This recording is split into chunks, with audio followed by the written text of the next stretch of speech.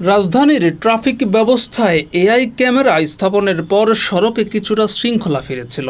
তবে ব্যাটারি চালিত অটোরিকশার আধিক্যের কারণে এবং সেগুলোর নিয়ন্ত্রণহীন চলাচলের কারণে ট্রাফিক বিভাগকে বেশ বেগ পেতে হচ্ছে। তাই ঢাকার প্রধান সড়কগুলো থেকে অটোরিকশা উঠিয়ে দেওয়ার নীতিগত সিদ্ধান্ত নিয়েছে সরকার ও ট্রাফিক বিভাগ।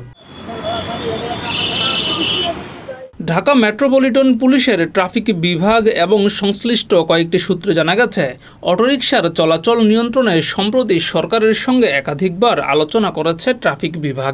এসব আলোচনায় অটোরিকশার চলাচল নিয়ে বিস্তারিত বিষয় ও সমস্যাগুলো উঠে আসে, কিন্তু একই সঙ্গে ট্রাফিক ব্যবস্থাপনার অন্যান্য গুরুত্বপূর্ণ বিষয়গুলো নিয়ে আলোচনা থাকায় অটোরিকশার বিষয়ে চূড়ান্ত সিদ্ধান্তে পৌঁছানো সম্ভব হয়নি।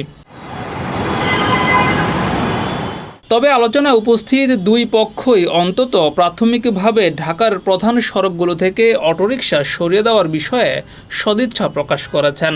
এই বিষয়ে সরকারের উচ্চ পর্যায়ের সঙ্গে আগামী মাসে একটি বৈঠকের কথা রয়েছে ডিএমপির ট্রাফিক বিভাগের।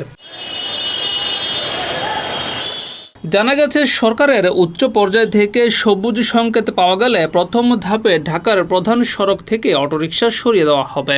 পরে পর্যায়ক্রমে পুরো রাজধানীতে অটোরিকশার চলাচল নিয়ন্ত্রণে আনার পরিকল্পনা রয়েছে।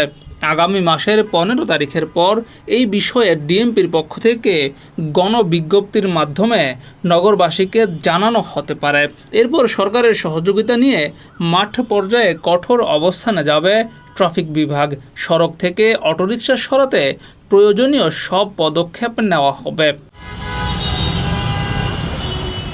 ডিএমপির ট্রাফিক বিভাগ সূত্রে জানা গেছে, অটোরিকশার চলাচল নিয়ে ইতোমধ্যে তথ্য সংগ্রহ করা হয়েছে। এতে দেখা গেছে, এসব যানবাহনের বেপরোয়া চলাচল, উল্টো পথে প্রবেশ, যত্রতত্র যাত্রী ওঠানামা এবং ট্রাফিক আইন অমান্যের প্রবণতায় তেমন কোনো পরিবর্তন আসেনি।